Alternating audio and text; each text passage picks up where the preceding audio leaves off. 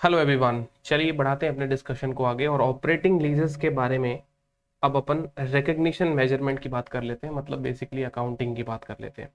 तो यहाँ पे ऑपरेटिंग लीज की जो अकाउंटिंग है दोस्तों, सेम वही है जो अपन ने AS 19 में देखी थी IPCC के अंदर। बट यहाँ पे अपने को एक बार वापस देखने की जरूरत पड़ेगी, क्योंकि हो सकता है वो वाली अकाउंटिंग आप भूल गए हो और जो इंड AS 116 में कुछ नई बातें हैं वो भी अपने को जानने को मिल जाएगी। तो देखिए दोस्तों, 116 में ऑपरेटिंग लीज की अकाउंटिंग बहुत ही सिंपल है कि जो लेसर होता है उसको अपने लीज पेमेंट को अपने बुक्स में रिकॉग्नाइज करना है, इनकम के रूप में रिकॉग्नाइज करेगा। कैसे रिकॉग्नाइज करेगा?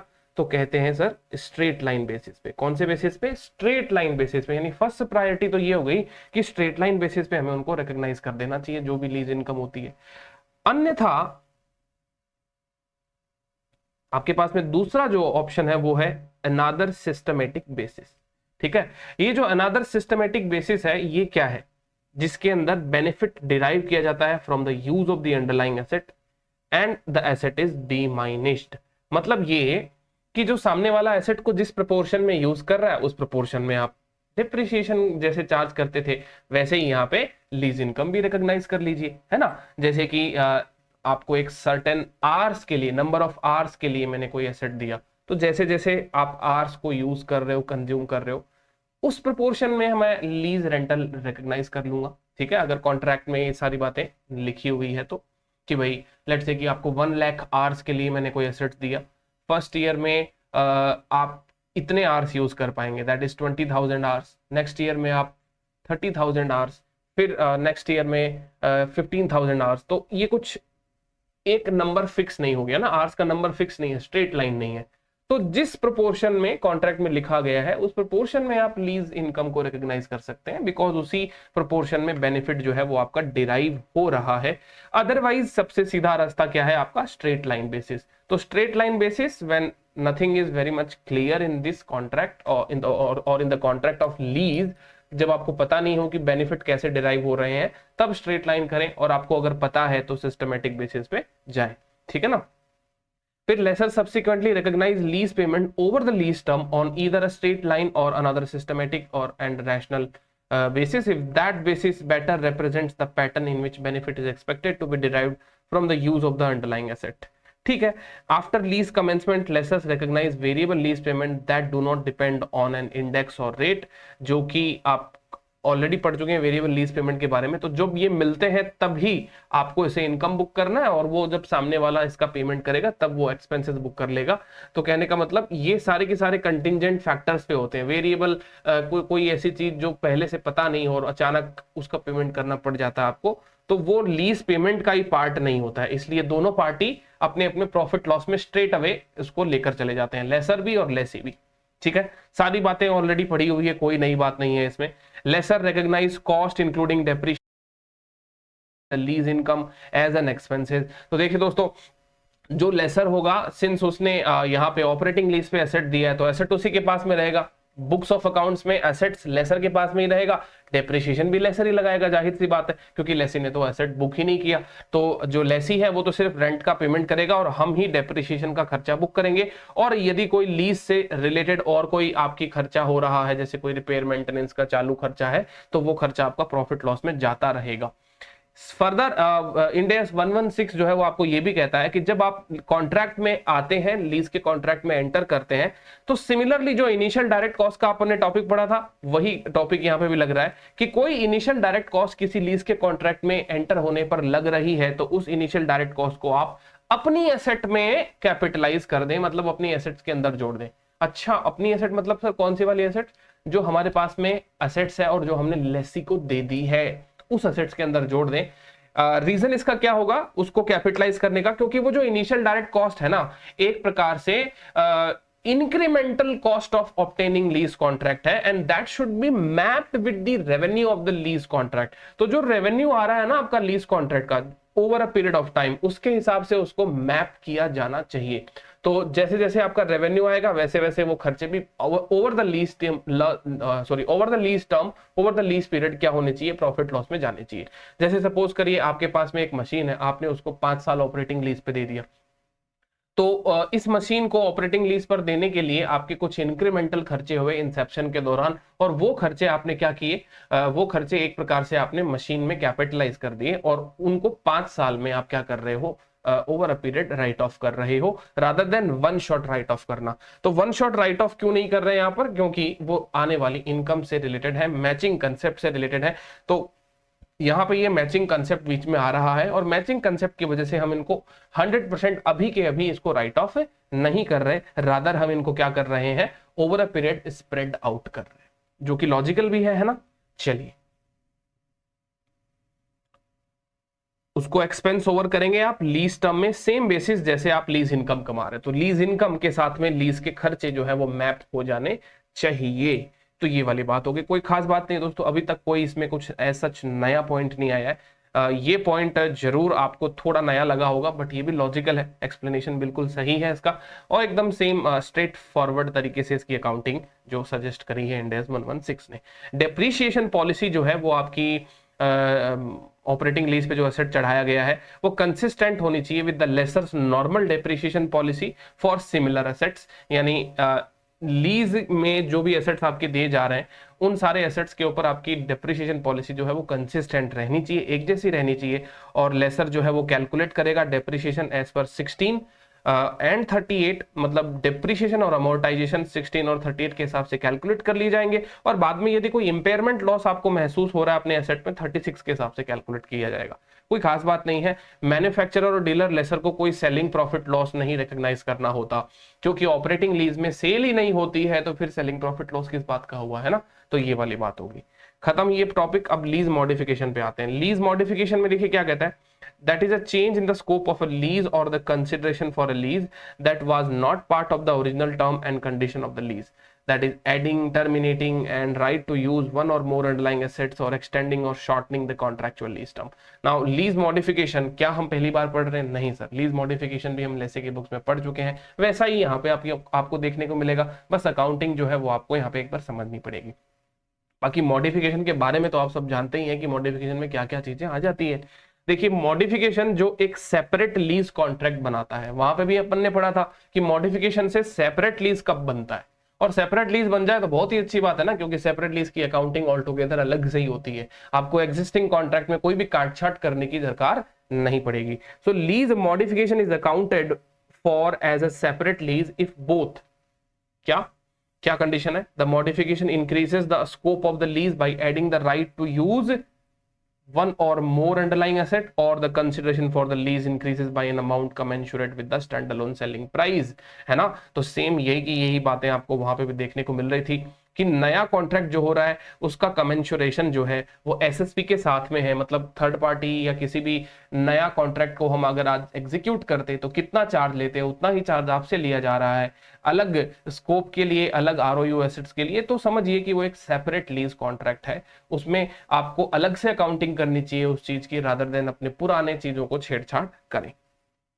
तो अगर ये दोनों क्राइटेरिया आपके मिल जाते हैं तो आपका लेसर जो है एक इनिशियल रिकग्निशन का जो गाइडेंस आपको बताया गया था उसी प्रकार से, मतलब ऑल टुगेदर एकदम न्यू कॉन्ट्रैक्ट के हिसाब से उसकी अकाउंटिंग कर दीजिए। मॉडिफिकेशन जो सेपरेट लीज नहीं होता, यही काम की चीज है ना, इसमें सीखने की बात होती है, क्योंकि यहाँ पे हम हमारे पुराने कॉन्ट्रैक्ट को मॉडिफाई करते हैं। तो अब देखिए क्या हो सकता है इसके अंदर, if a lease modification fails the test to be considered as a separate lease as mentioned above, the lessor follows the following guidance. क्या गाइडेंस है? When a modification to a finance lease is not a separate lease, the lessor first assesses whether the lease classification would have been different if the modified terms had been effective at the inception date। जैसे देखिए दोस्तों, आज आप laser हैं और laser ने कोई agreement कर रखा है लेसे के साथ में फाइनेंस लीज नेचर का।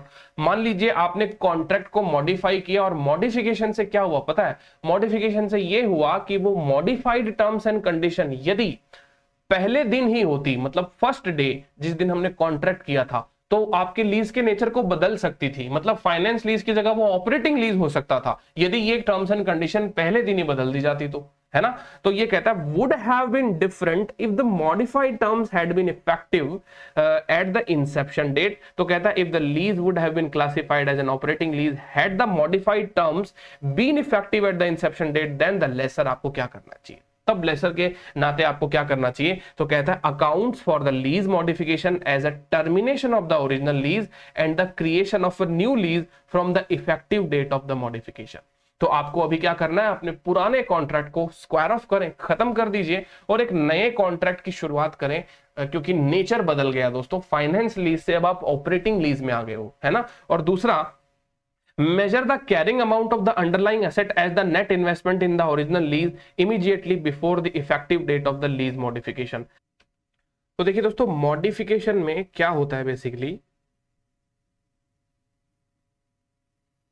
हाँ, कि ये जो मान लो अपना लेसर है, लेसर के बुक्स में क्या होगा, अगर उसकी फाइनेंस लीज चल रही है तो लेसर के बुक्स में फाइनेंस लीज यदि चल रही है तो वो नेट इन्वेस्टमेंट इन लीज को अपने बुक्स में एसेट रिकॉग्नाइज करेगा और अपने बुक्स से वो एसेट डी रिकॉग्नाइज कर देगा जो उसने भाड़े पे लीज पे चढ़ा दी है। अच्छा, फिर अगर ऑपरेटिंग लीज की बात करें, ये फाइनेंस लीज की बात हो गई है और ये ऑपरेटिंग लीज की बात हो गई है, ठीक है। ऑपरेटिंग लीज में क्या होता है, देखिए ऑपरेटिंग लीज में हम लोग एसेट्स को अपनी बुक्स में ही रखते हैं, लेसी जो है, सॉरी लेसर जो है वो एसेट्स को अपने बुक्स में ही रखता है ना, और उसको जो रेंट मिलता है उसकी वो इनकम अपने प्रॉफिट लॉस में रिकॉग्नाइज जो है वो करते रहता है, ठीक है ना। तो ऐसी कंडीशन में देखिए ये आपकी दोनों प्रकार की फाइनेंशियल पोजीशन हो गई है। अब यहाँ पे हो ये रहा है कि बिकॉज ऑफ मॉडिफिकेशन आप फाइनेंस लीज से ऑपरेटिंग में शिफ्ट हो जा रहे हो।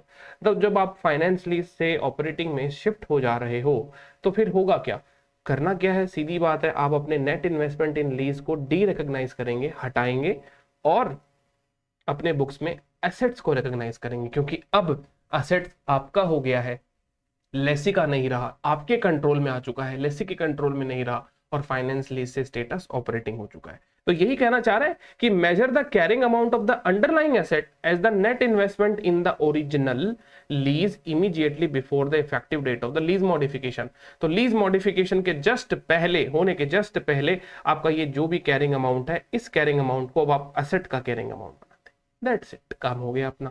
ये वाली मॉडिफिकेशन की बात हुई, यहाँ पे इसकी समरी समझा रखी है दोस्तों, सेम बात यहाँ पे रिपीट कर रखी है।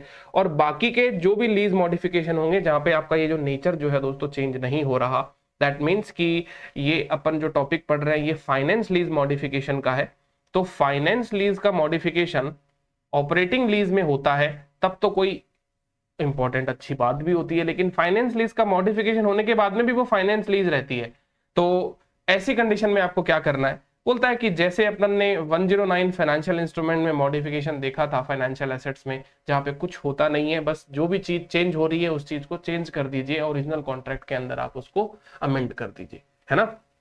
तो ये all other lease modification basically क्या हो गया, ये आपका फाइनेंस लीज पहले भी था और फाइनेंस लीज अभी भी रहेगा। ऑल अदर लीज मॉडिफिकेशन का यही मतलब हुआ ना, फाइनेंस लीज पहले भी था, फाइनेंस लीज अभी भी रहेगा, बट ये वाला फाइनेंस लीज बस रिवाइज्ड टर्म्स एंड कंडीशन पे आना चाहिए। तो रिवाइज टर्म्स एंड कंडीशन आप अपडेट कर दीजिए, जैसे 5 साल की लीज थी वो 4 साल होगी तो 4 साल कर दीजिए, ठीक है। वो 5 के बजाय 6 हो गई तो 6 साल कर दीजिए। तो जो भी चीज में चेंज वगैरह हुआ है उस चीज को आप यहाँ पे क्या कर लीजिए, इनकॉर्पोरेट कर दीजिए। तो यहाँ पे कोई इंपॉर्टेंट एज सच कॉन्सेप्ट है नहीं, ये वाली बात बड़ी इंपॉर्टेंट थी, ठीक है ना। चलिए operating lease modification, operating lease modification में देखिए क्या कह रहा है कि a lessor shall account for a modification to an operating lease as a new lease from the effective date of the modification, considering any prepaid accrued lease payment relating to the original lease as part of the lease payments for the new lease। तो यहां पर operating lease आपकी पहले से चल रही है, तो ऑपरेटिंग लीज में यदि मॉडिफिकेशन होगा,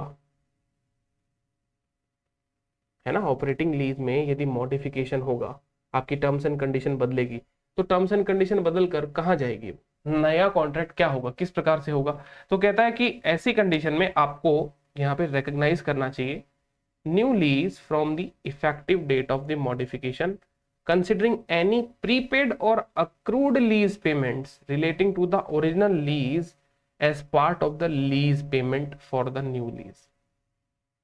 तो यदि कोई भी पहले आपका या तो प्रीपेड या फिर अक्रूड लीज पेमेंट रह गया है, तो उसे आने वाले लीज पेमेंट के अंदर आप एडजस्ट करेंगे और नए लीज पेमेंट के स्ट्रक्चर के हिसाब से आप इसको मॉडिफाई कर देंगे। अब देखिए दोस्तों, ये ऐसे समझ में नहीं आएगा, है ना, इनका अपन एक एग्जाम्पल करेंगे, एग्जाम्पल करने से सारी चीज एकदम अच्छे से क्लियर हो जाएगी।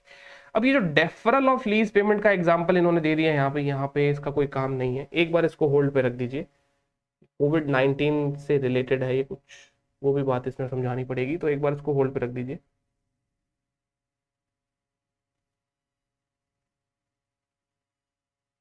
हाँ, ये कर सकते हैं अपने लोग, 40 वाला कर सकते हैं। हाँ जी, देखिए, lessor M enters into a 10-year lease of office space with lessee के which commences on 1st April 15 and the rental payments are 15,000 per month payable in arrears. M classifies the lease as an operating lease and M reimburses K's relocation cost of K of 6 lakh which M account for as lease incentive. ठीक है, तो lease का एक incentive यहाँ पे आपको देखने को मिल रहा है, lease incentive. Lease incentive is recognized as a reduction in rental income over the lease term using the same basis as for the lease income, in this case on straight line basis over 10 years. ठीक है, तो यहाँ पर जो आपका lease income आती है, कितनी है आपकी लीज इनकम? 15,000 पर मंथ है ना, तो 1 लाख, एक सेकेंड,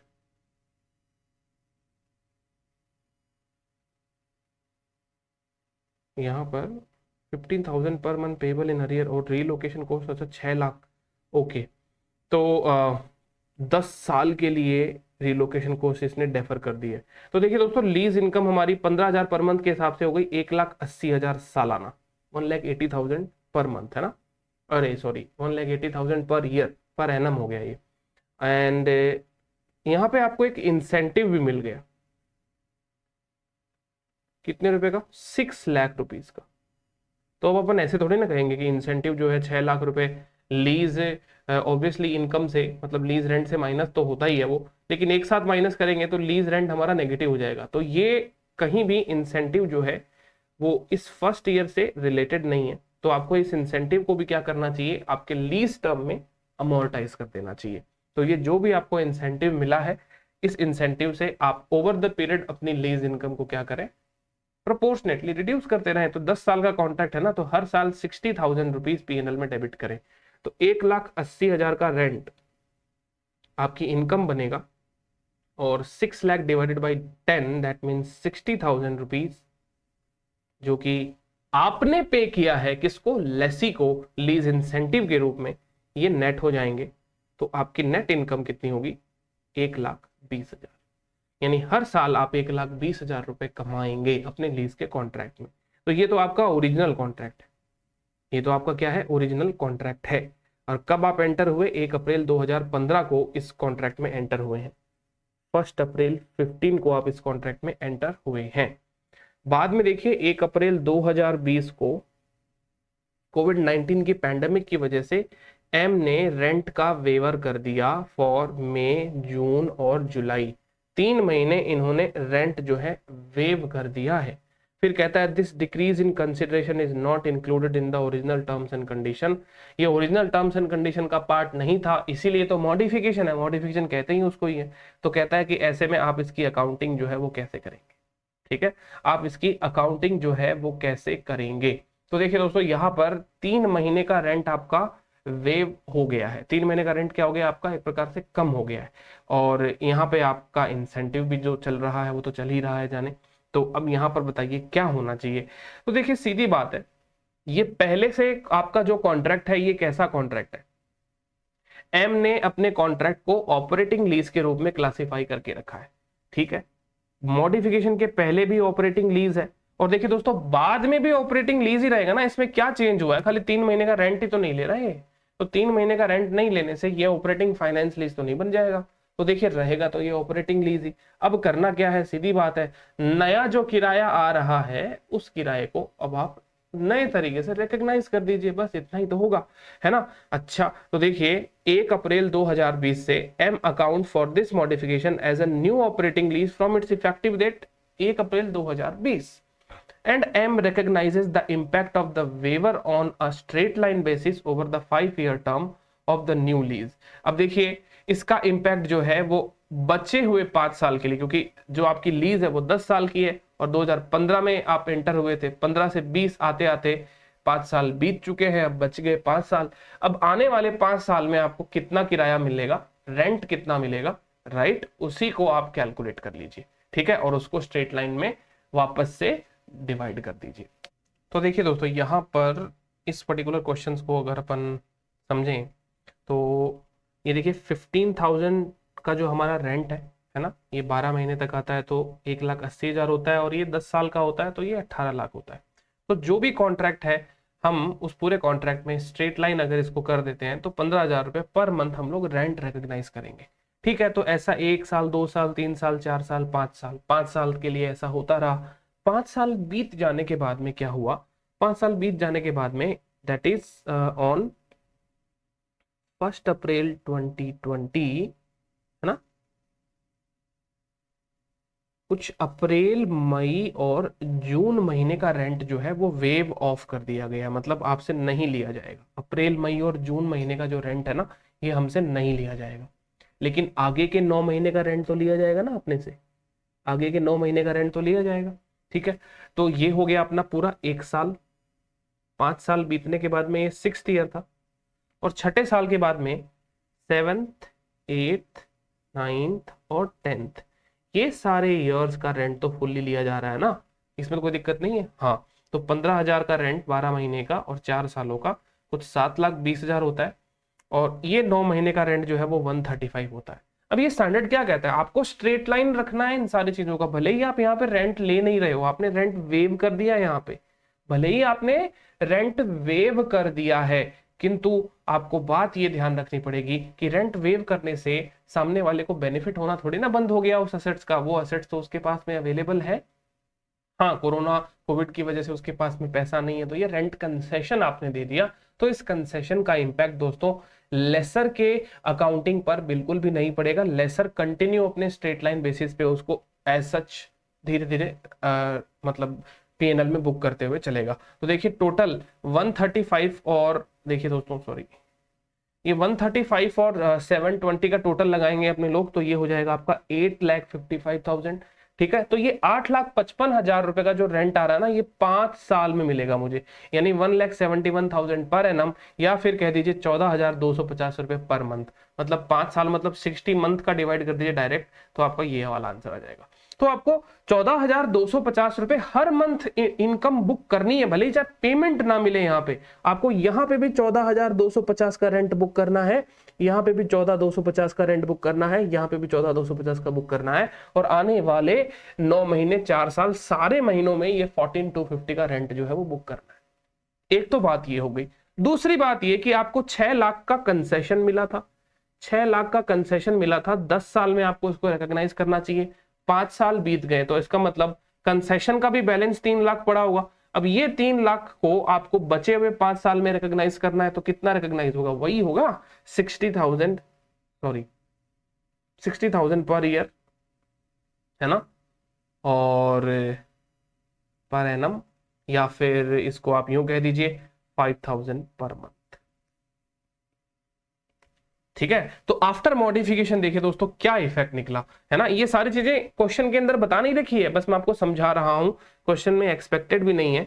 यानी आप अपने स्टेटमेंट ऑफ पीएनएल में क्या करेंगे, एक तो लीज रेंट बुक करेंगे, लीज रेंट बुक करेंगे एसएलएम बेसिस पे, कितना रुपया 14,250 वो हमने निकाला था, ये तो हो गई आपकी इनकम, ठीक है। अब खर्चा देखिए, खर्चा क्या हुआ, लीज इंसेंटिव का खर्चा, लीज इंसेंटिव का खर्चा कितना हुआ आपका बताओ, आप कहोगे सर देखो लीज इंसेंटिव का खर्चा हमारा 5,000 कुछ हुआ, तो देखिए 5,000 का तो आपका खर्चा है और 14,250 की इनकम है, तो पीएनएल में कितना इफेक्ट जा रहा है, नेट नेट देखा जाए तो, नेट नेट देखा जाए तो सर 5,000 इसमें से माइनस कर लीजिए, और क्या है ना, तो ये हो जाएगा हमारा 9,000 कुछ 250 रुपए का इनकम जो नेट पीएनएल में बुक हो रहा है लीज इंसेंटिव को एडजस्ट करने। इसको हम कहते हैं एक प्रकार से वेव ऑफ करना, रेंट कंसेशन दे देना। रेंट कंसेशन के बाद में आप इसको कैसे अकाउंट फॉर करके चलेंगे, रेंट कंसेशन के बाद में आप इसको कैसे अकाउंट फॉर करके चलेंगे।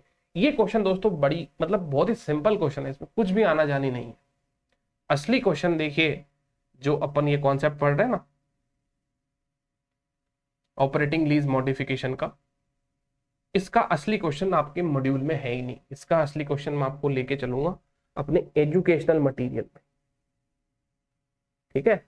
एजुकेशनल मटेरियल में इसका क्वेश्चन जो है वो आपको मिलेगा। अच्छा, उसके अंदर आपको और भी बात अच्छे से समझने को मिलेगी। इन 3 लाइन का एक्सप्लेनेशन आपको वहां पे ज्यादा अच्छे से मिलेगा रादर इस क्वेश्चन इलस्ट्रेशन नंबर 14, ठीक है। तो इलस्ट्रेशन 40 तो हो गया अपना, इसको एक बार इसके आंसर को पढ़ लीजिएगा। यही वाली बात है जो मैंने बताई थी। इनफैक्ट मैंने आपको ज्यादा न्यूमेरिकल वे में बता दी, इन्होंने थियोरेटिकल ही वे में थोड़ी थोड़ी बातें जो है वो बता दी है। अब आइए मैं आपको असली क्वेश्चन कराता हूँ अच्छा वाला।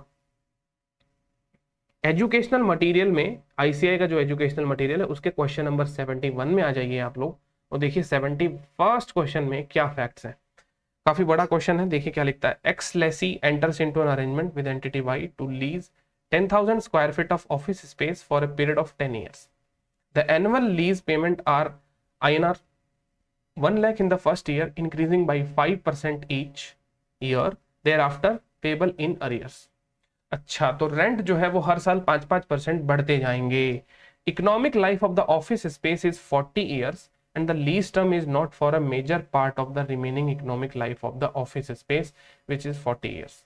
And the present value of the lease payment is not substantially equal to the fair value of the office space. Furthermore, जो टाइटल है वो भी ट्रांसफर नहीं होगा। तो कहने का मतलब ये कहना चाह रहा है कि ये इसमें परचेज का ऑप्शन भी नहीं है और इसमें स्पेशलाइज नेचर का एसेट भी नहीं है, इसलिए ये जो होलिस्टिक इवैल्यूएशन से एसेट जो है वो ऑपरेटिंग लीज में आ रहा है। इसलिए इतना बड़ा लिखावट लिख दिया, कोई काम का नहीं है। तो कहने का मतलब ये जो लीज है ये ऑपरेटिंग लीज है। इन्होंने खुद ने क्वेश्चन में ही एनालाइज करके दे दिया कि क्यों ये ऑपरेटिंग लीज। चलो ठीक है, कोई दिक्कत वाली बात नहीं है। अच्छा, एक बात तो एस्टैब्लिश हो गई कि ऑपरेटिंग लीज है, तो ऑपरेटिंग लीज के तौर तरीके फॉलो करने आप है लेसर बन के काम करेंगे। At the beginning of year 6 entity x और वाई जो है वो अग्री करते हैं अपने ओरिजिनल लीज को अमेंड करने के लिए ईयर 6 के बिगिनिंग में। तो 5 साल बीत गए, 5 साल आपके बीतने अभी बाकी हैं। इसमें 10,000 स्क्वायर फीट जो ऑफिस स्पेस का और ऐड किया जा रहा है in the same building for an additional annual fixed payment of INR 150 and the modified lease continues to be classified as an operating lease. तो जो आपका मॉडिफाइड वर्जन है टर्म्स एंड कंडीशन वो आपका ऑपरेटिंग लीज के रूप में ही classify हो रहा है। तो ठीक बात है। अब देखिए दोस्तों, ऑपरेटिंग लीज के मॉडिफिकेशन में क्या कहा गया है कि जब ऑपरेटिंग लीज आप रिवाइज करते हैं और ऑपरेटिंग लीज को मॉडिफाई करते हैं, तो देखिए दोस्तों ये पर्टिकुलर क्वेश्चन को अपने लोग अब करते हैं, आगे करते हैं यहां पर।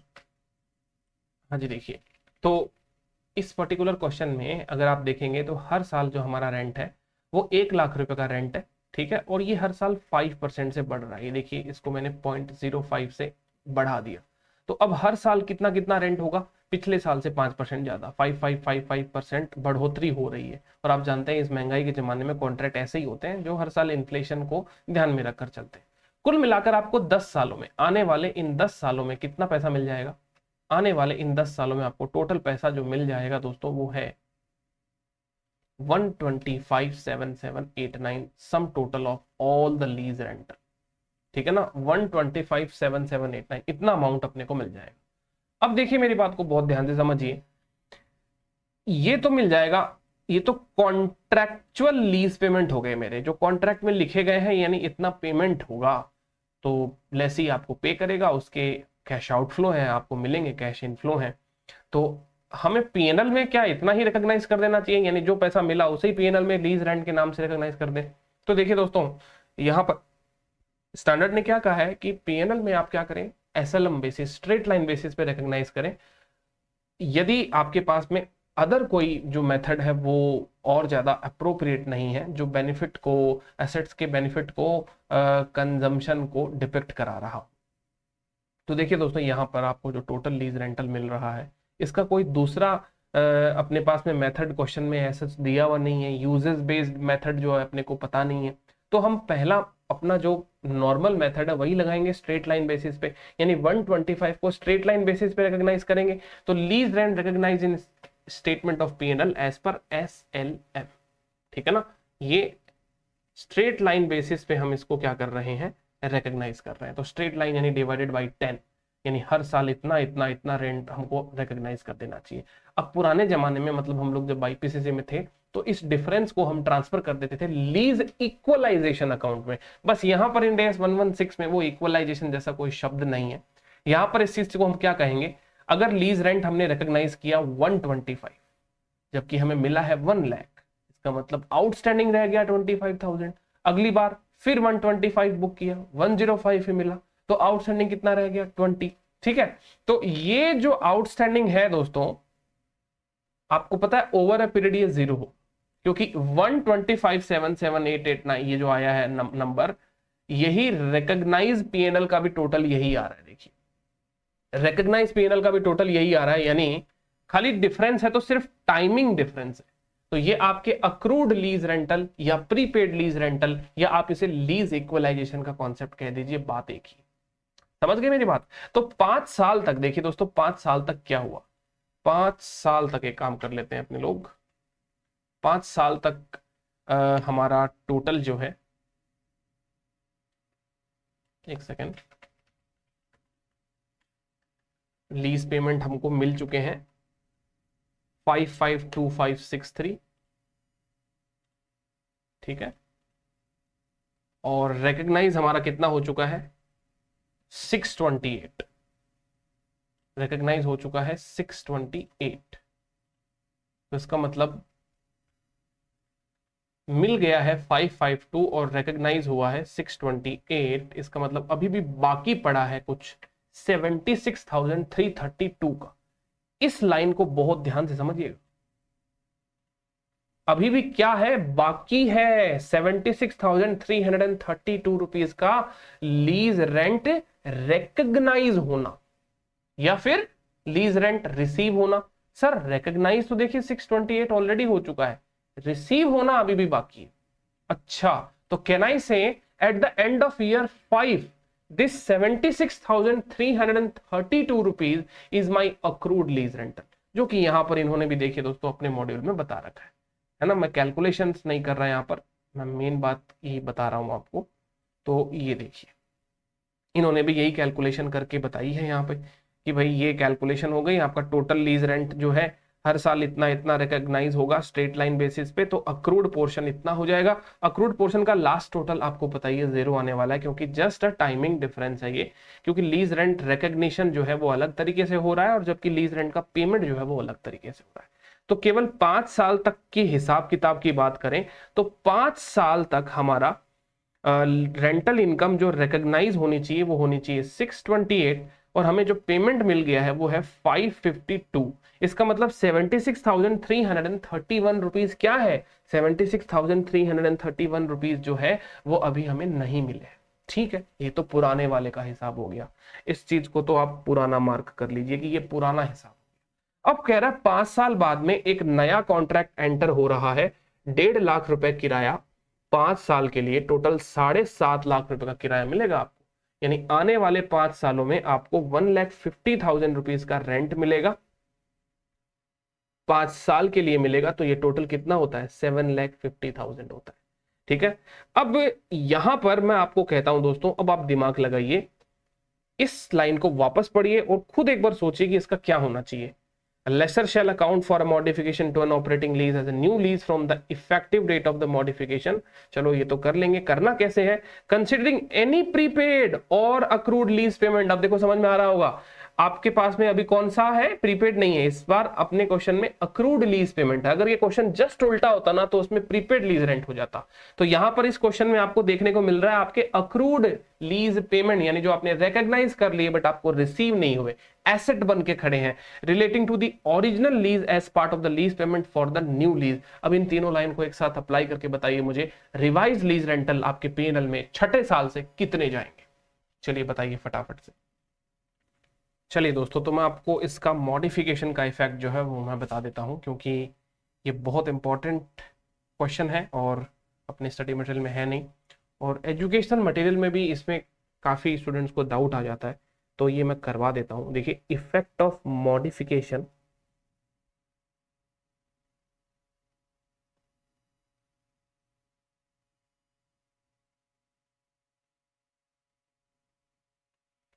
तो यहाँ पर इंड AS 116 का देखिए क्या कहना है कि जो छठा साल है, सातवां साल है, आठवां साल है, नौवां साल है और 10वां साल है, ये आपके ईयर्स हैं। और इन ईयर्स में आपके जो पुराने लीज रेंट आपको जो मिलने वाले थे वो तो मिलेंगे ही ना, पुराने मतलब ये वाले, ये देखिए 6th 7th 8th 9th 10th, ये तो आपको मिलने वाले ही हैं, तो इसको तो एज इट इज लिख लीजिए 127 628 127 628 134 010 140 710, क्योंकि ये पुराना 10,000 स्क्वायर फीट का कॉन्ट्रैक्ट तो अभी चालू है ना, उसमें तो कोई चेंज हुआ नहीं है। एक्स्ट्रा 10,000 स्क्वायर फीट का कॉन्ट्रैक्ट और मिला है आपको, ठीक है, एक्स्ट्रा 10,000 स्क्वायर फीट का कॉन्ट्रैक्ट आपको और मिला है। अब देखिए अगर आपके पास में ये वाला लीज रेंट पहले से आ रहा है प्लस एक्स्ट्रा 1.5 लाख रुपए और आएंगे आपको, हर साल 1.5 लाख आएंगे, ये फिक्स है, ये 5-5% बढ़ नहीं रहे, ये फिक्स है। तो 150 हर साल आपको बढ़ोतरी इसमें देखने को मिल जाएगी। आपके जो भी पहले लीज रेंट आ रहे थे 10,000 स्क्वायर फीट के, 20,000 स्क्वायर फीट का ये वाला किराया आ रहा है, ठीक है। अच्छा, तो अब यहां पर ये देखिए दोस्तों,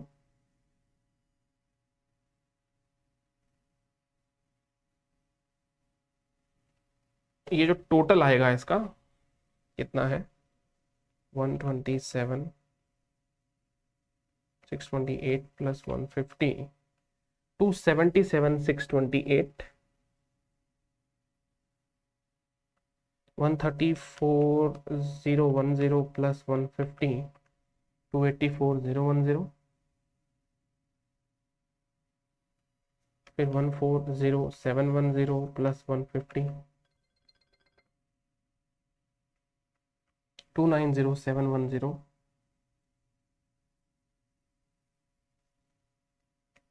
147746 प्लस 150 297746। ये वो लीज रेंटल है जो मॉडिफिकेशन के बाद आपको मिलेंगे 305132।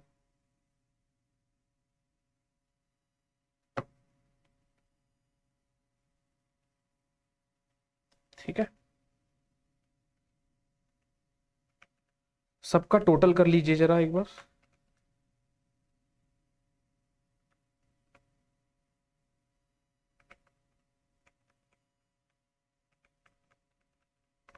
ये आता है 14,55,226। देखिए 14,55,226 ये आपको आने वाले नेक्स्ट 5 साल में मिलेंगे। तो स्टैंडर्ड क्या कहता है भैया, कैसे ही रेंटल क्यों ना मिले, इसमें और कोई तो सिस्टमेटिक दूसरा तरीका जो अपने को मिल नहीं रहा है जिससे कि लीज रेंट को रिकॉग्नाइज किया जाए, तो हम तो स्ट्रेट लाइन बेसिस पे ही रिकॉग्नाइज करेंगे। तो अगर स्ट्रेट लाइन पे रिकॉग्नाइज करेंगे तो डिवाइडेड बाई 5 साल, तो 5 साल में अगर आप इसको डिवाइड करते हैं तो ये आता है आपका 29,104.5.2 29,104.5.2। ये वो लीज रेंट है ना, ये वो लीज रेंटल है जो आपको एनुअली अपने बुक्स के अंदर रिकॉग्नाइज करना चाहिए 29,104.5.2।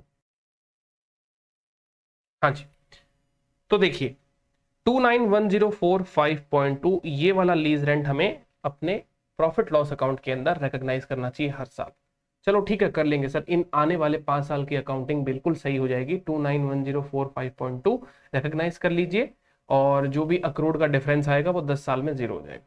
बट यहाँ पे सबसे बड़ी दिक्कत बताऊं क्या आएगी, वो दिक्कत ये आएगी कि देखिए जो अपना पुराना जो लीज कॉन्ट्रैक्ट है उसका जो बैलेंस चल रहा है 76,331, ये मेरा अक्रूड लीज रेंटल है, ये ऑलरेडी P&L में रिकॉग्नाइज हो चुके हैं पुराने कॉन्ट्रैक्ट के रिलेशन में, अक्रूड लीज रेंटल है। अब देखिए ये अक्रूड लीज रेंटल को या तो आप राइट ऑफ कर दीजिए, या तो इस साल आप इसको क्या कर दीजिए, राइट ऑफ कर दीजिए, है ना। अगर आप इसको राइट ऑफ नहीं करते हैं तो फिर बाद में आप इसको नए कॉन्ट्रैक्ट में, जो आने वाला 5 साल का कॉन्ट्रैक्ट है, उसके अंदर चलाइए, 76331 को एडजस्ट करिए। तो स्टैंडर्ड ने इसको राइट ऑफ करना उचित नहीं समझा, मतलब 76331। अब देखिए इसका भी हिसाब किताब तो कुछ होना ही चाहिए ना। ये हिसाब किताब तो हमने पूरा फ्रेश कर दिया कि सर जो अब नया मेरा कॉन्ट्रैक्ट मॉडिफाई हुआ है उसके अंदर इतना एक्स्ट्रा लीज रेंटल आएगा, ठीक है, इतना एक्स्ट्रा लीज रेंटल आएगा तो टोटल लीज रेंटल इतने हो जाएंगे, टोटल लीज रेंटल मेरे इतने हो जाएंगे। अरे सर टोटल लीज रेंटल जब इतने हो जाएंगे तो इसको मैं डिवाइडेड बाई 5 करूंगा, बिकॉज एसएलएम बेसिस पे मुझे काम करना है। तो पर ईयर का लीज रेंटल 291045.2 आएगा। तो हर साल इतना इतना रिकॉग्नाइज करूंगा मैं, तो 10 साल तक ये अकाउंट मेरा सेटल हो जाएगा। बट व्हाट अबाउट दिस 76,331, इसका क्या करें? तो इसका भी तो कुछ करना पड़ेगा ना सर। तो स्टैंडर्ड कहता है इसको आप क्या करें कि अब आने वाले जो भी लीज रेंटल की स्ट्रेट लाइनिंग करेंगे ना, तो आप उसमें से इसको माइनस कर दीजिएगा।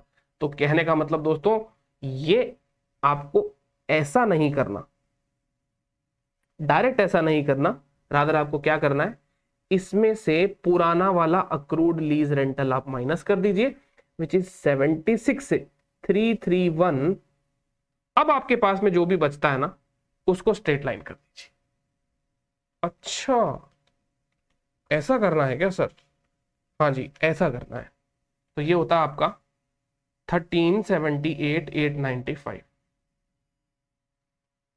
तो अपने आप ही ये राइट ऑफ हो गया। 76,331 अपने आप ही आने वाले 5 सालों में राइट ऑफ हो जा रहा है। तो इसको आपको अब अलग से देखने की कोई दरकार नहीं रहेगी। अब इसको आप डिवाइडेड बाई 5 करिए, तो ये होता है आपका 275,779।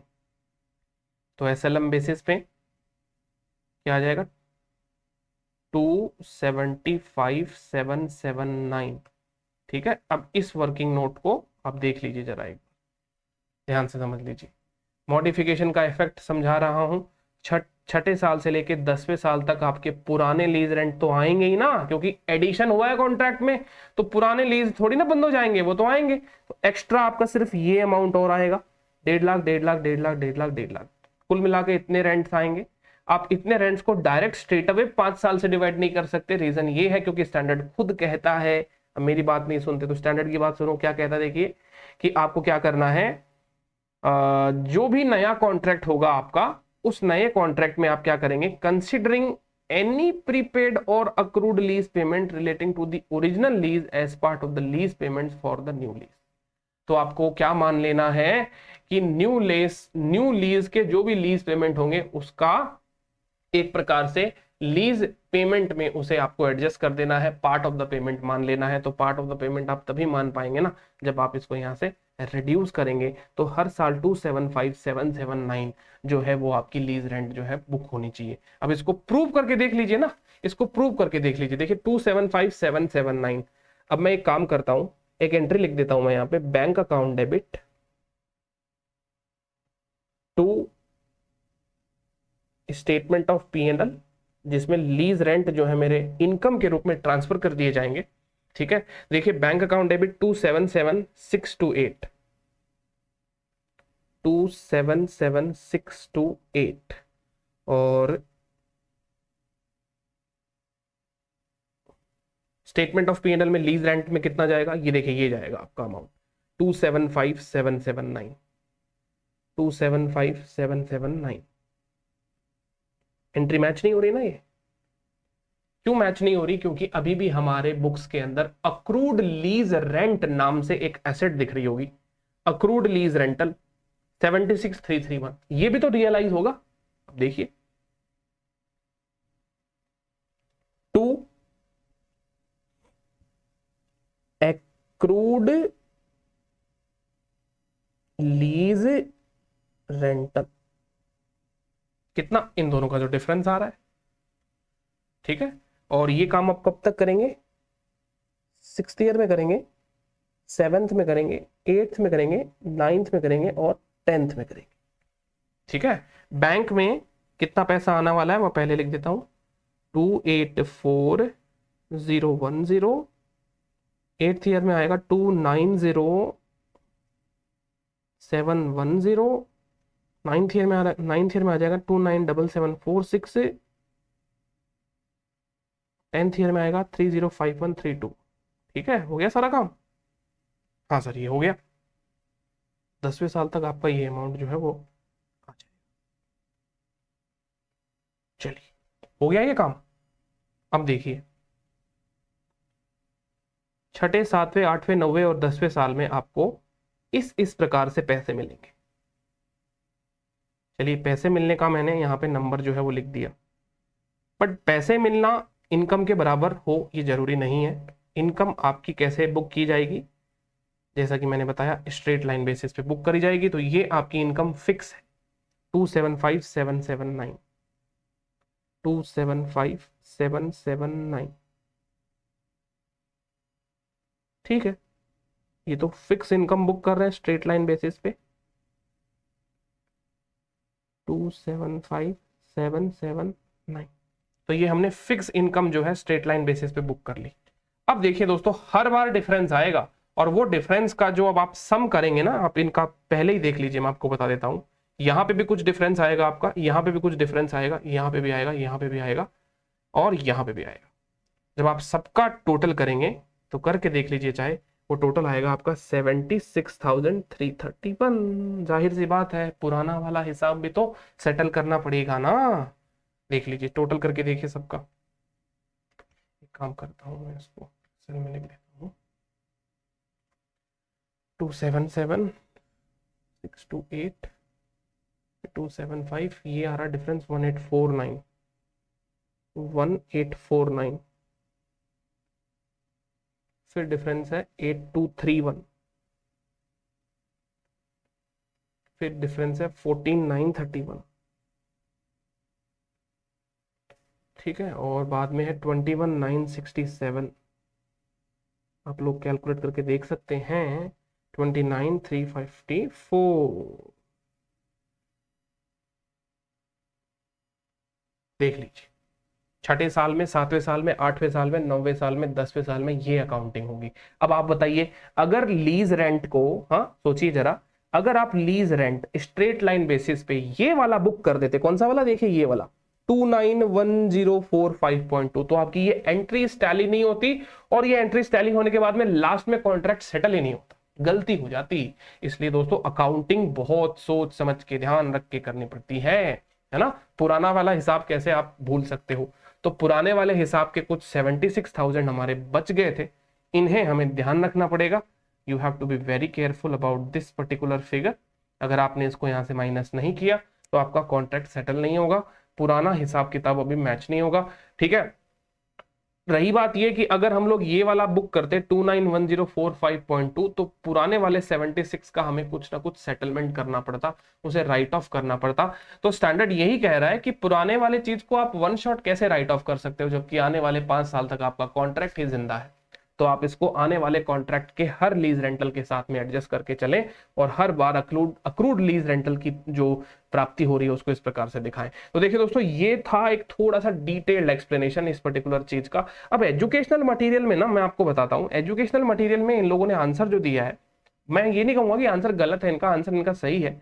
इन्होंने बस केवल नए वाले कॉन्ट्रैक्ट का ही आंसर दे दिया, न्यू कॉन्ट्रैक्ट का आंसर दे दिया, पुराने वाले कॉन्ट्रैक्ट की इन्होंने कुछ बात ही नहीं करी। देखो यहाँ पे इन्होंने आंसर दिया है, देखो पहले तो इसके रिस्पॉन्स को पढ़ लेते हैं ताकि आपको भी पता चले जो बता रहा हूं मैं आपको वो बात जो है वो सही है। क्या कि lessor shall account for a modification to an operating lease as a new lease from the effective date of the modification considering any prepaid or accrued lease payments relating to the original lease as part of the lease payment for the new lease। ये बात अपने study material में भी ऐसा लिखी हुई है। ठीक है, आप उसको न्यू लीज के तरह ट्रीट करके चलेंगे, but the main thing is that new lease के लिए अब आप इसको सेपरेट लीज कॉन्ट्रैक्ट ट्रीट करेंगे या एग्जिस्टिंग कॉन्ट्रैक्ट में ही मॉडिफिकेशन करेंगे। उसके लिए आपको यही वाला चेक करना होगा कि in accordance with above paragraph entity Y's shall account for the modification in the lease contract as follows, determine if the lease modification is to be accounted for a separate new lease.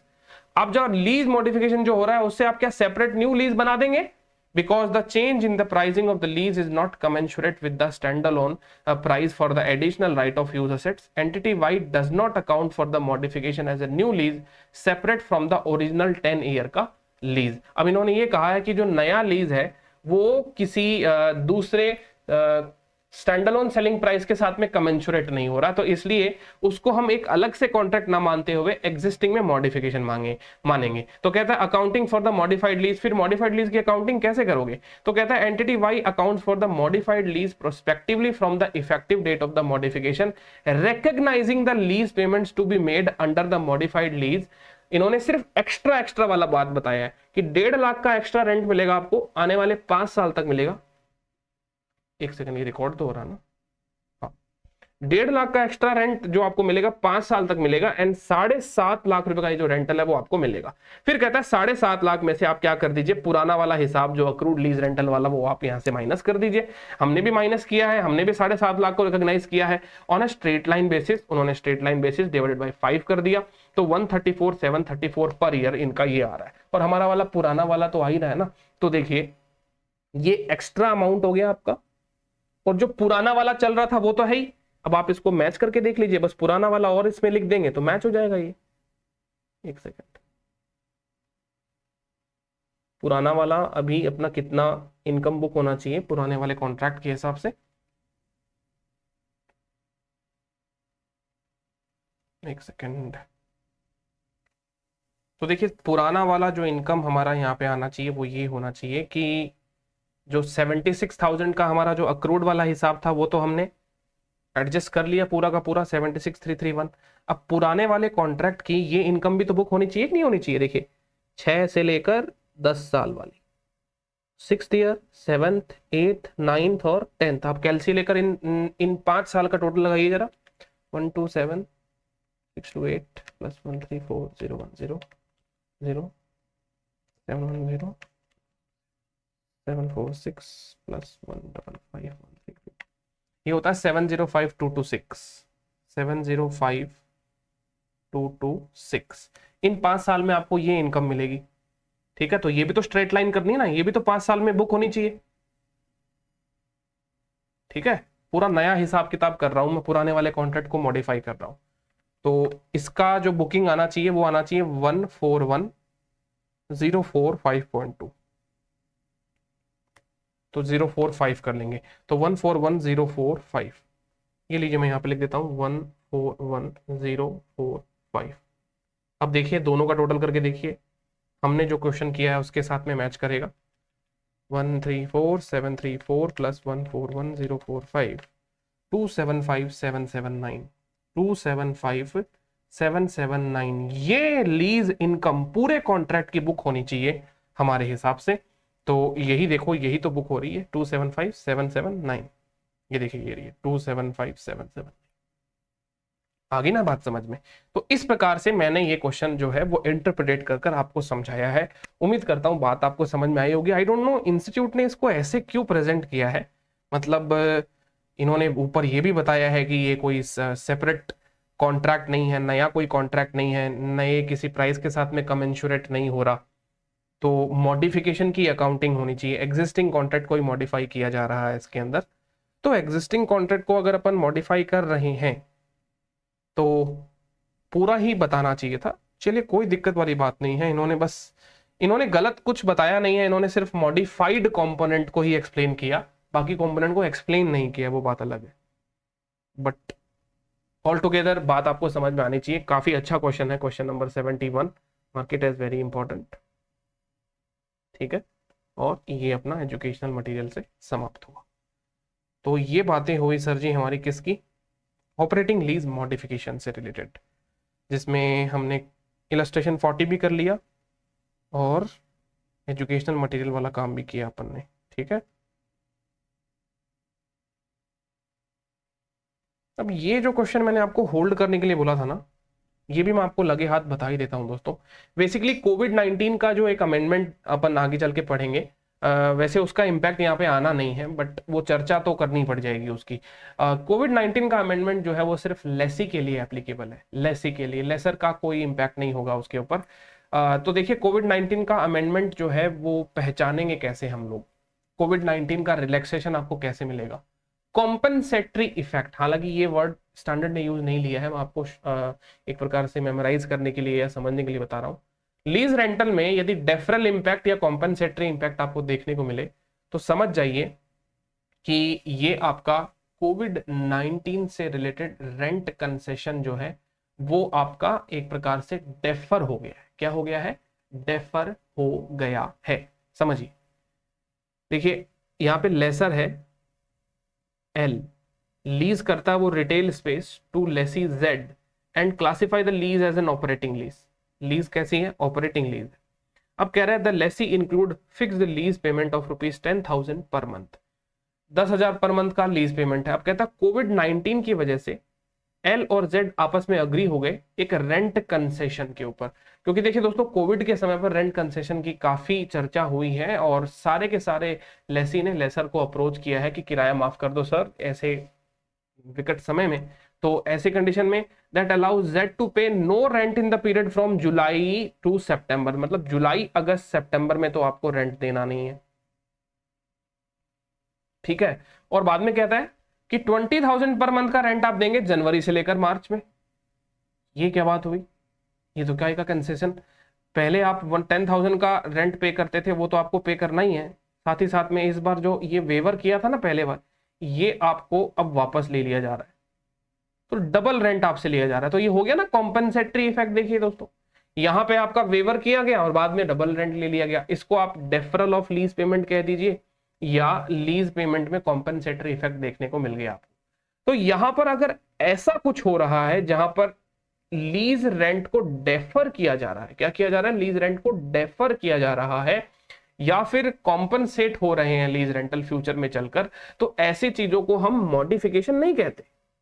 इन चीजों को हमें modification नहीं कहेंगे। लेसी के books के अंदर इस modification का बहुत इंपैक्ट पड़ता है। लेसर को तो करना ही क्या होता है? लेसर को तो वैसे भी स्ट्रेट लाइन चलाना है। वो बोलेगा मॉडिफिकेशन कहेंगे तो भी क्या होगा, मुझे तो स्ट्रेट लाइन बेसिस पे बुक करनी है रेंटल की इनकम, तो आप मॉडिफिकेशन कहो ना कहो सारा इफेक्ट जो है वो लेसी पर पड़ेगा। इसलिए ये सारा का सारा टॉपिक जो है हम लोग लेसी के ऊपर पढ़ेंगे।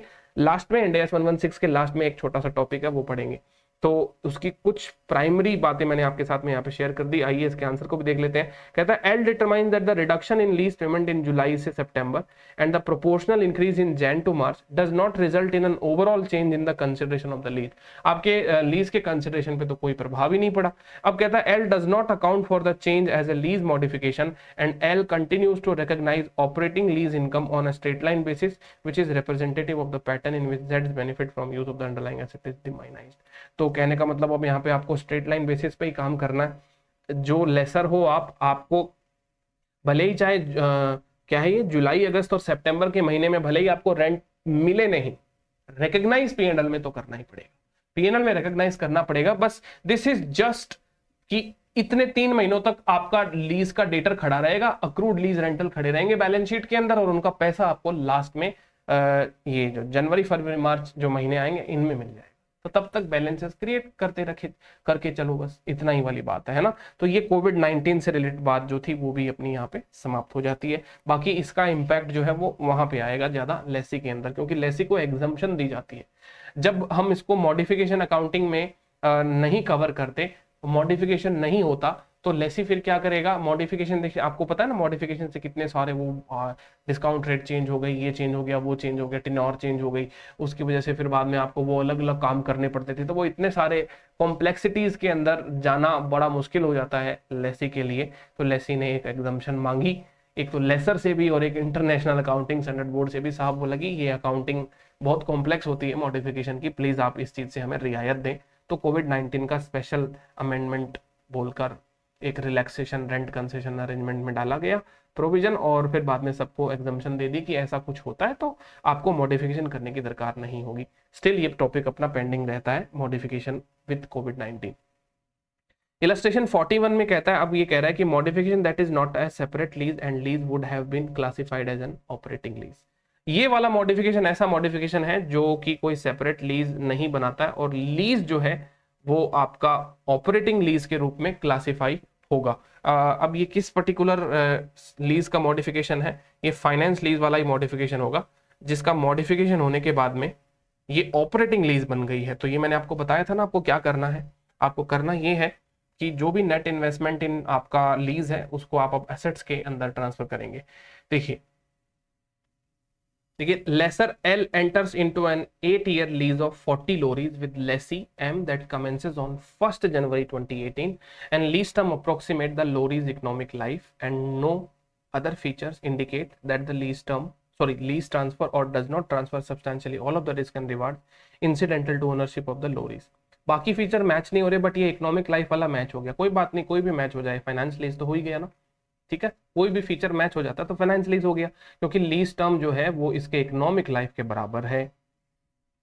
अच्छा, assuming that substantially all of the risk and reward incidental to ownership of the lorries are transferred and L classifies the lease as a finance lease. Okay, finance lease के ऊपर इन्होंने बैक सपोर्टिंग दे दी है। क्यों किया? During the COVID-19 pandemic, M's business has contracted in June 2020.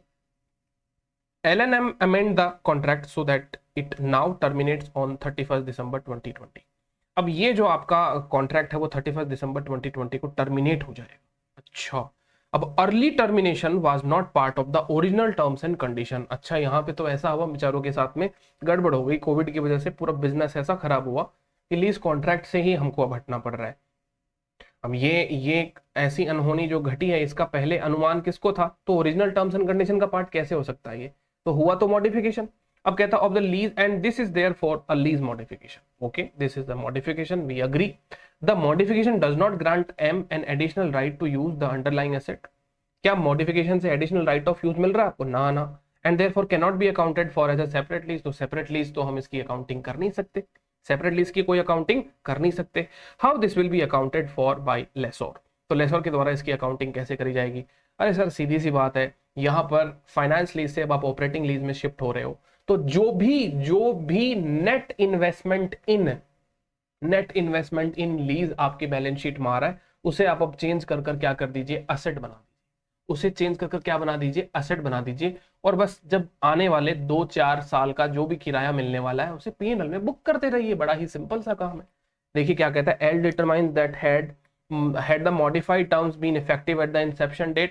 अगर पहले से ही ये सारी चीजें पता होती तो क्या आपका लीज क्लासिफिकेशन चेंज होता? हाँ, क्योंकि उस समय अगर हमको मालूम होता कि लीज शॉर्ट ड्यूरेशन के लिए है, तो ये इकोनॉमिक लाइफ और लीज लाइफ जो है वो बराबर नहीं, मैच नहीं खा रहे, सब्सटैंशियली मैच नहीं हो रहे, तो ये फिर बाद में फाइनेंस लीज ना होकर ऑपरेटिंग लीज होता लेसर की बुक्स के अंदर।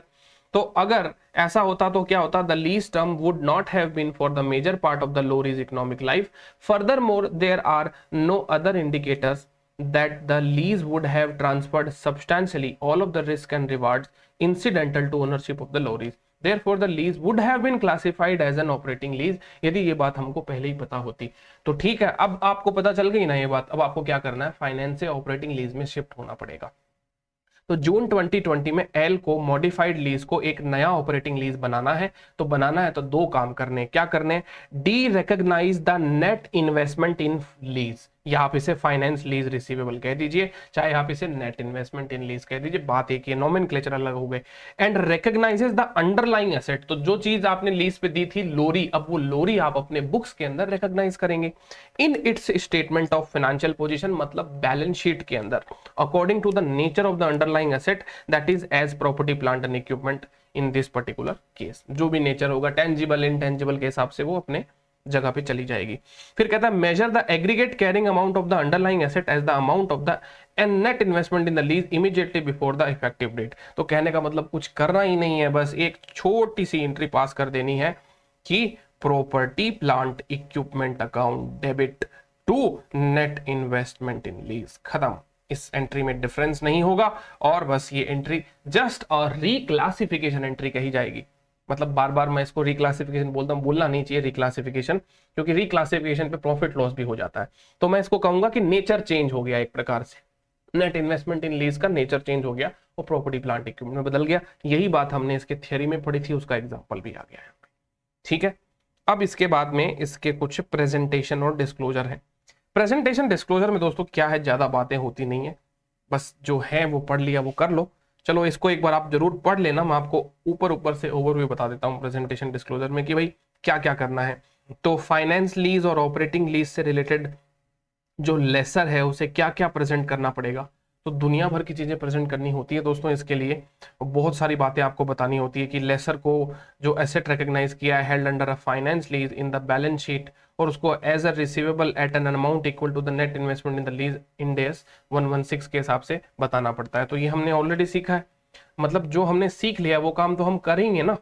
अब जाहिर सी बात है कि अगर फाइनेंस लीज की बात हो रही है तो मेरे बुक से एसेट हट जाएगा, मेरे बुक्स में नेट इन्वेस्टमेंट इन लीज आएगा, तो आएंगे तो रिकॉर्ड होंगे तो अपने आप ही डिस्क्लोज होगा उस चीज का, क्या ही बात करनी है उसके लिए। In addition the net investment in the lease is subject to the same consideration as other assets in classification. उसका current non current classification normal तरीके से करेंगे, वही आपका शेड्यूल 3 का गाइडेंस फॉलो करेंगे। ऑपरेटिंग लीज की बात करी जाए तो ऑपरेटिंग लीज में एसेट आपके पास में ही होता है, तो लेसर को क्या करना होता है, required to present underlying assets subject to operating leases according to the nature of that asset in the balance sheet under Ind AS 116। तो जिस भी प्रकार का ऑपरेटिंग लीज पर आपने जो एसेट दिया है उसको आप अपने रेस्पेक्टिव शेड्यूल में दिखाइएगा। टेंजिबल है तो टेंजिबल में, इंटेंजिबल है तो इंटेंजिबल में, तो कोई खास बात नहीं है इसके अंदर। अब डिस्क्लोजर रिक्वायरमेंट में दोस्तों ये वाली चीज इंपॉर्टेंट है कि भाई फाइनेंस लीज होगी तो आपको एक तो सेलिंग P&L का लाइन आइटम अलग से डिस्क्लोज करना पड़ेगा, फाइनेंस इनकम नेट इन्वेस्टमेंट पे कितनी हो रही है वो बताओ, वेरिएबल लीज पेमेंट कितना है वो भी बताना है, qualitative quantitative explanation of the change in the net investment ये बात बतानी है, मैच्योरिटी एनालिसिस मतलब कि जो आपका एक प्रकार से जो लीज पेमेंट की जो टेबल है वो कब तक कितने कितने दिनों तक आने वाली है, जैसे नेक्स्ट ईयर कितना आने वाला है, उसके नेक्स्ट ईयर कितना आने वाला है। तो एक प्रकार से मेच्योरिटी एनालिसिस के अंदर आप अपने हिसाब से उसका प्रेजेंटेशन जो है वो बताएं कि 0 to 3 ईयर्स में कितना आ जाएगा, 3 to 5 में कितना आ जाएगा, 5 to 8 ईयर्स में कितना लीज रेंट आपको मिल जाएगा। पहले AS 19 में तो ये हुआ करता था, अब यहाँ पे मैच्योरिटी एनालिसिस आपको अपने हिसाब से कस्टमाइज नेचर के बेसिस पे करना है, ठीक है। ऑपरेटिंग लीजेस में भी आपको ये बात बतानी है कि lease income separately disclosing variable lease payment आपका कितना आया, P&L में आपको 2 लाइन आइटम डालने पड़ेंगे, ठीक है। डिस्क्लोजर रिक्वायरमेंट है Ind AS 16 का, वो आपको बताना ही है कि भाई लीज्ड एसेट जो है वो उसको आपको अपने नॉन लीज एसेट से अलग दिखाना पड़ेगा ताकि बैलेंस शीट में पता चल जाए कि इतने एसेट्स को आपने भाड़े पे चढ़ा के रखा है। अदर अप्लीकेबल डिस्क्लोजर रिक्वायरमेंट जो आपके नॉर्मल Ind AS के होंगे वो तो लगेंगे ही लगेंगे, और यहाँ पे भी आपको मैच्योरिटी एनालिसिस जो है वो बताना पड़ेगा कि कब कब आपका रेंट जो है वो मिल जाएगा। क्वालिटेटिव डिस्क्लोजर रिक्वायरमेंट क्या होते हैं, देखिए क्वालिटेटिव डिस्क्लोजर रिक्वायरमेंट में लेसी को डिस्क्लोज करना होता है Ind AS 16 के हिसाब से कि lessor to disclose additional qualitative and quantitative information about its leasing activities in order to provide users with the basis of assessing the lessee impact on the financial statement. ये theoretical चीजें हो गई। अब आप बताओ कि भाई मेरा ये बिजनेस है, मैं ऐसे बिजनेस करता हूँ, ये प्रकार के एसेट्स को मैं लीज पे चढ़ाता हूँ, ये हमारा बिजनेस मॉडल होता है ना, तो दुनिया भर की ज्ञान वगैरह की बातें करनी होती है, तो वो सारी बातें हैं। This disclosure would include the nature of the lessor's leasing activities and how the lessee manage risk associated with those activities, including risk management, right retained in underlying asset और risk management strategies, including buyback arrangement, residual value guarantee, ये वो। तो अब ये बातें दोस्तों मैं तो आपको बताता हूँ हमेशा से ही, मुझे तो ये प्रेजेंटेशन डिस्क्लोजर वाला पार्ट जो है तब तक इसका इंपॉर्टेंस उतना नहीं होता दोस्तों जब तक कि ये प्रेजेंटेशन डिस्क्लोजर के ऊपर आपको केस दिया जाए। वैसे देखा जाए तो प्रेजेंटेशन डिस्क्लोजर का जिस दिन क्वेश्चन आए और इंस्टीट्यूट को सीरियसली लेना हो इस वाले पार्ट को, उस दिन अपनी सबकी शामत आ सकती है। इसीलिए मन ना करते हुए भी इस चीज को पढ़ें, क्योंकि जो एक बार 100% वाले लोग हैं है ना, जिनके एग्जाम पास में आ गए वो तो बात अलग है, लेकिन जो 100% पढ़ाई करने वाले लोग हैं ना, उनको ये सारी की सारी चीजें पढ़कर चलनी चाहिए। किताब में दे रखी है इसलिए, क्योंकि क्या पता इंस्टीट्यूट छोटा क्वेश्चन इसी से पूछ ले। वैसे डिस्क्लोजर रिक्वायरमेंट इतना ही नहीं है, बेयर टेक्स्ट में जाके देखेंगे ना तो बहुत बड़ी बड़ी बातें लिखी हुई होती है, बट स्टडी मटेरियल के अंदर अपने पास में यहाँ पर एक पॉइंट टू पॉइंट बस बात बता दी गई कि इतनी बातें करनी है, जबकि एक पॉइंट के ऊपर दुनिया भर का डिस्क्लोजर रिक्वायरमेंट, बड़े बड़े बड़े नोट्स जो हैं जैसे कि मैंने आपको एनुअल रिपोर्ट में बताए थे वैसे आपको देखने को मिलते हैं। तो ये वाला पार्ट हो गया, इस पार्ट को हम कहते हैं ऑपरेटिंग लीज की अकाउंटिंग, है ना। ऑपरेटिंग लीज की सारी बातें आज के इस सेशन में कंप्लीट होती है। चलिए मिलते हैं नेक्स्ट सेशन में नेक्स्ट टॉपिक के साथ। Okay, thank you so much, thank you so much.